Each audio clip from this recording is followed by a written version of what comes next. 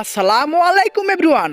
আজকে আমরা কথা বলবো আন্ডার 10K মানে 10,000 টাকার নিচে বাজেটে দুই ব্র্যান্ডের সেরা দুটি phone, Samsung Z70 versus ZTE A55। এই দুটি ফোন নিয়ে দুটি ফোনের ভালো মন্দ দিক খুঁজে বের করে পার্ট বাই পার্ট কম্পেয়ার করে দেখব কোন ফোনটি সেরা আর সেরা। আপনারা দেখছেন আপনাদের প্রিয় চ্যানেল আকিকুলের রিয়া, সাথে আছে আমি আকিকুল। চ্যানেলটা সাবস্ক্রাইব করে চলুন কম্পেয়ার শুরু করা যাক। Compare start. প্রথমে আমরা কথা বলবো ফোনগুলোর ডিজাইন নিয়ে। ডিজাইনে দুইটা ফোনেই গ্লাস ফন্ট, প্লাস্টিক ফ্রেম এবং প্লাস্টিক ব্যাগ ইউজ করা হয়েছে এবং স্যামসুং ফোনটির থিকনেস হচ্ছে 8.45 মিলিমিটার। অন্যদিকে ZTE ফোনটির থিকনেস হচ্ছে 8.5 মিলিমিটার। তবে দুইটা ফোনই ডুয়াল ন্যানো সিম 2G 3G এবং 4G সাপোর্টেড। ওয়েট মানে স্যামসুংয়ের ওজন 193 গ্রাম আর অন্যদিকে ZTE এর ওজন 190 গ্রাম। ডিজাইনে তুলনামূলক দুইটা ফোনই সেম টাইপের কাজ করেছে, তাই আমরা দুইটা ফোনকে দিচ্ছি 8 পয়েন্ট। ডিজাইনে কেউ কারো থেকে এগিয়ে গেল না, কেউ কারো থেকে পিছিয়ে গেল না, দুইটা ফোনই সেম জায়গায় থাকলো। চলে আসা যাক ডিসপ্লেতে। কথা বলা যাক ফোনগুলোর ডিসপ্লে নিয়ে।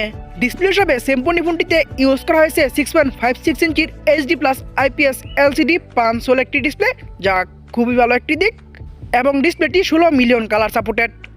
অন্যদিকে ডিসপ্লে হিসেবে ZTE ফোনটিতে ইউজ করা হয়েছে 6.75 ইঞ্চির HD+ IPS LCD U type notch একটি ডিসপ্লে, যা এখনকার সময়ে 1-2 মানুষই না, এখনকার সময়ে 5 হোলের যুগ। তবে এই ডিসপ্লেটিও 16 মিলিয়ন কালার সাপোর্টেড এবং দুইটা ফোনেরই ডিসপ্লে রেজলিউশন হচ্ছে 720x1600 পিক্সেল।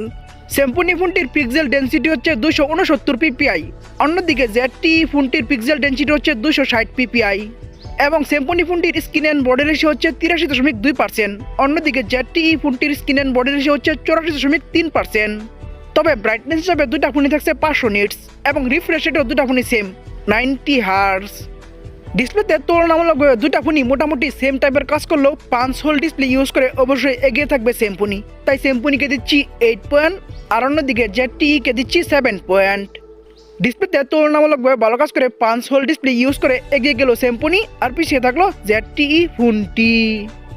এখন আমরা কথা বলবো ফোনগুলোর ক্যামেরা নিয়ে। প্রথমে আমরা রিয়ার ক্যামেরা নিয়ে কথা বলি। রিয়ার ক্যামেরায় স্যামসুং ফোনটিতে ট্রিপল ক্যামেরা সেটআপ দেওয়া হয়েছে, অন্যদিকে ZTE ফোনটিতে ডুয়াল ক্যামেরা সেটআপ দেওয়া হয়েছে এবং মেইন শুটার হিসেবে স্যামসুংতে থাকছে 52 মানে হচ্ছে 52 মেগাপিক্সেল এবং সাথে 2 মেগাপিক্সেল একটি ডেপথ সেন্সর এবং 2 মেগাপিক্সেল একটি ম্যাক্রো লেন্স থাকছে। অন্যদিকে রিয়ার ক্যামেরায় ZTE ফোনটিতে ইউজ করা হয়েছে 13 মানে হচ্ছে 13 মেগাপিক্সেলের একটি ক্যামেরা এবং সাথে একটি AI লেন্স থাকছে এবং দুইটা ফোনে ভিডিও করা যাবে 1080 30 fps এ।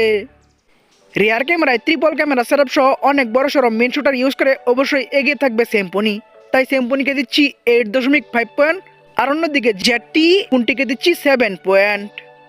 রিয়ার ক্যামেরায় তুলনামূলকভাবে অনেক ভালো কাজ করে এগিয়ে গেল স্যামসুং আর পিছিয়ে থাকলো ZTE ফোনটি। চলে আসা যাক ফ্রন্ট ক্যামেরায়। কথা বলা যাক ফোনগুলোর ফ্রন্ট ক্যামেরা নিয়ে। ফ্রন্ট ক্যামেরায় দুইটা ফোনই একদমই সেম টাইপের কাজ করা হয়েছে। দুইটা ফোনে ইউজ করা হয়েছে 8 মেগাপিক্সেলের একটি ক্যামেরা এবং দুইটা ফোনে ভিডিও করা যাবে 1080p 30 fps এ। ফ্রন্ট ক্যামেরাতে দুইটা ফোনই সেম টাইপের কাজ করায় আমরা দুইটা ফোনকে দিচ্ছি 8 পয়েন্ট। ফ্রন্ট ক্যামেরাতে কেউ কারো থেকে এগিয়ে গেল না, কেউ কারো থেকে পিছিয়ে গেল না, দুইটা ফোনই সেম জায়গায় থাকলো। এখন আমরা কথা বলবো ফোনের একটি গুরুত্বপূর্ণ বিষয় র্যাম, স্টোরেজ এবং প্রাইস নিয়ে। র্যামে স্যামসুং ফোনটি একটি ভ্যারিয়েন্টে অ্যাভেলেবেল 4GB এবং স্টোরেজেও একটি ভ্যারিয়েন্টে অ্যাভেলেবেল 64GB মাইক্রো SD মানে হচ্ছে এক্সট্রা মেমোরি কার্ড ইউজ করা যাবে। বিডি অফিসিয়াল প্রাইসে ফোনটি একটি ভ্যারিয়েন্টে অ্যাভেলেবেল 9,499 টাকা 464। এই একটি ভ্যারিয়েন্টে ফোনটি বাংলাদেশে অ্যাভেলেবেল। অন্যদিকে ZTE ফোনটিও র্যামে একটি ভ্যারিয়েন্টে অ্যাভেলেবেল 4GB এবং 8GB ভার্চুয়াল র্যাম ইউজ করা যাবে এবং স্টোরেজেও একটি ভ্যারিয়েন্টে অ্যাভেলেবেল 128GB মাইক্রো SD মানে হচ্ছে এক্সট্রা মেমোরি কার্ড এখানেও ইউজ করা যাবে। বিডি অফিসিয়াল প্রাইসে এই ফোনটিও একটি ভ্যারিয়েন্টে অ্যাভেলেবেল 9,999 টাকা 428। এই একটি ভ্যারিয়েন্টে ফোনটি বাংলাদেশে অ্যাভেলেবেল। র্যাম, স্টোরেজ এবং প্রাইসে দুইটা ফোন দুই দিকে ভালো কাজ করেছে।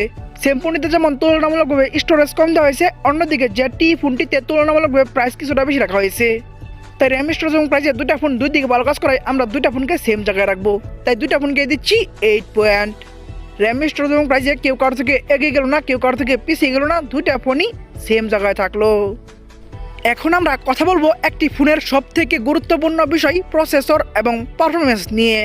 প্রসেসর হিসেবে স্যামসুং ফোনটিতে ইউজ করা হয়েছে ইউনিসক টাইগার সিরিজের T606 12 ন্যানোমিটার আর্কিটেকচার বিল্ড করা 1.6 GHz এর একটি অক্টা প্রসেসর। 2024 সালের প্রসেসর লিস্টে এই প্রসেসরটি 130 নম্বর আছে। এই প্রসেসরটির আনটোটাল স্কোর হচ্ছে 2,39,000 প্লাস এবং গিগবেঞ্চ স্কোর হচ্ছে সিঙ্গেল করে 371 এবং মাল্টি করে 1388 এবং অ্যান্ড্রয়েড ভার্সন হিসেবে থাকছে অ্যান্ড্রয়েড 13। অন্যদিকে প্রসেসর হিসেবে ZTE ফোনটিতে ইউজ করা হয়েছে Unisoc SC9863A 28 nanometre architecture build করা 1.6 GHz এর একটি অক্টা প্রসেসর। 2024 সালের প্রসেসর লিস্টে এই প্রসেসরটি 158 নম্বর আছে। এই প্রসেসরটির আনটোটাল স্কোর হচ্ছে 1,34,000 প্লাস এবং গিগবেঞ্চ স্কোর হচ্ছে সিঙ্গেল করে 163 এবং মাল্টি করে 721 এবং অ্যান্ড্রয়েড ভার্সন হিসেবে এখানে থাকছে অ্যান্ড্রয়েড 14। প্রসেসর এবং পারফরমেন্সে স্যামসুং ফোনটিতে ওল্ড ভার্সন অ্যান্ড্রয়েড 13 ইউজ করলেও তুলনামূলকভাবে প্রসেসরটা অনেক ভালো দিয়েছে। তাই প্রসেসর এবং পারফরমেন্সে প্রসেসরটা ভালো দেওয়ায় অবশ্যই এগিয়ে থাকবে স্যামসুং। তাই স্যামসুংকে দিচ্ছি 8 পয়েন্ট আর অন্যদিকে ZTE ফোনকে দিচ্ছি 7 পয়েন্ট। প্রসেসর এবং পারফরমেন্সে প্রসেসরটা ভালো দিয়ে এগিয়ে গেল স্যামসুং আর পিছিয়ে থাকলো ZTE এই ফোনটি। চলে আসা যাক ব্যাটারিতে, কথা বলা যাক ফোনগুলোর ব্যাটারি নিয়ে। ব্যাটারিতে দুইটা ফোনই একদমই সেম টাইপের কাজ করা হয়েছে। দুইটা ফোনে ইউজ করা হয়েছে 5000 mAh এর ব্যাটারি এবং ফাস্ট চার্জিং হিসেবে দুইটা ফোনই দেখছে 10 মানে হচ্ছে 10 ওয়াট এবং দুইটা ফোনেই টাইপ সি ইউজ করা হয়েছে। ব্যাটারিতে দুইটা ফোনই সেম টাইপের কাজ করায় আমরা দুইটা ফোনকে সেম জায়গায় রাখবো, তাই দুইটা ফোনকে দিচ্ছি 8 পয়েন্ট। ব্যাটারিতে কেউ কার থেকে এগিয়ে গেল না, কেউ কার থেকে পিছিয়ে গেল না, দুইটা ফোনই সেম জায়গায় থাকলো। এখন আমরা কথা বলবো ফোনগুলোর সাউন্ড নিয়ে। সাউন্ডে দুইটা ফোনে আমরা 3.5mm জ্যাক পাচ্ছি এবং লাউড স্পিকার পাচ্ছি এবং স্যামসুং ফোনটিতে আমরা নয়েজ ক্যান্সেলেশন মাইকটিও পাচ্ছি। অন্যদিকে ZTE-তে কোনো প্রকার নয়েজ ক্যান্সেলেশন মাইক পাচ্ছি না এবং দুইটার একটাতে আমরা স্টেরিও স্পিকার বা ডুয়াল স্পিকার পাচ্ছি না। সাউন্ডে নয়েজ ক্যান্সেলেশন মাইকটা বেশি ইউজ করে এগিয়ে থাকবে স্যামসুং, তাই স্যামসুংকে দিচ্ছি 8.5 পয়েন্ট আর অন্যদিকে ZTE-কে দিচ্ছি 8 পয়েন্ট। সাউন্ডের তুলনামূলকভাবে ভালো কাজ করে এগিয়ে গেল স্যামসুং আর পিছিয়ে থাকলো ZTE এই ফোনটি। চলে আসা যাক সেন্সরে, কথা বলা যাক ফোনগুলোর সেন্সর নিয়ে। সেন্সরে দুইটা ফোনই একদমই সেম টাইপের কাজ করা হয়েছে। দুইটা ফোনে ইউজ করা হয়েছে সাইড মাউন্টেড ফিঙ্গারপ্রিন্ট এবং দুইটার একটাতে আমরা জাইরোস্কোপ সেন্সরটি পাচ্ছি না। সেন্সরে দুইটা ফোনই সেম টাইপের কাজ করায় আমরা দুইটা ফোনকে সেম জায়গায় রাখবো, তাই দুইটা ফোনকে দিচ্ছি 8 পয়েন্ট। সেন্সরে কেউ কারো থেকে এগিয়ে গেল না, কেউ কারো থেকে পিছিয়ে গেল না, দুইটা ফোনই সেম জায়গায় থাকলো। আমরা ভিডিও শেষের দিকে চলে এসেছি। শেষের দিকে যাওয়া তা হচ্ছে রেজাল্ট নিয়ে কথা বলতে হয়। রেজাল্ট থেকে বোঝা যায় কে এগিয়ে গেল কে পিছিয়ে গেল। তো চলুন এখন আমরা ফোনগুলোর রেজাল্ট নিয়ে কথা বলি।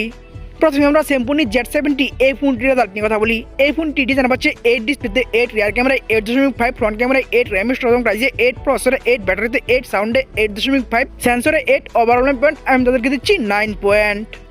অন্যদিকে ZTE A55 এই ফোনটির রেজাল্ট হলো ডিজাইন পাচ্ছে 8 ডিসপ্লেতে 7, রিয়ার ক্যামেরায় 7, ফ্রন্ট ক্যামেরায় 8, RAM স্টোরেজ প্রাইসে 8, প্রসেসরে 7, ব্যাটারিতে 8, সাউন্ডে 8, সেন্সরে 8, ওভারঅল পয়েন্ট আমি তাদেরকে দিচ্ছি 7 পয়েন্ট। ওভারঅল পয়েন্টে স্যামসুংকে এগিয়ে রাখার কারণ হচ্ছে স্যামসুং ফোনটি তুলনামূলকভাবে ভালো কাজ করেছে। তো চলুন এখন আমরা মেন রেজাল্ট মানে হচ্ছে টোটাল পয়েন্ট নিয়ে কথা বলা যাক। টোটাল পয়েন্টে ZTE A55 এই ফোনটি টোটাল পাচ্ছে 76 মানে হচ্ছে 76 পয়েন্ট। অন্যদিকে স্যামসুং Z70 এই ফোনটি ZTE এর থেকে 6 পয়েন্ট বেশি পেয়ে 82 মানে হচ্ছে 82 পয়েন্ট পেয়ে আজকের না আশা করতে স্যামসুং Z70 এই ফোনটি। আপনাদের কারো বাজেট 10,000 টাকার নিচে হলে আপনারা স্যামসুং Z70 এই ফোনটি চয়েস করতে পারেন। তো বন্ধুরা ভিডিওটি কেমন লাগলো, ভালো লাগলে একটি লাইক দিয়ে কমেন্টস করবেন, ফেসবুক পেজে ফলো দিবেন, ইউটিউব চ্যানেলে সাবস্ক্রাইব করে পাশে থাকা বেল আইকনটি অন করে দিবেন এবং পরবর্তী ভিডিও দেখার জন্য আমন্ত্রণ জানিয়ে এখনকার মতো বিদায়। আল্লাহ হাফেজ।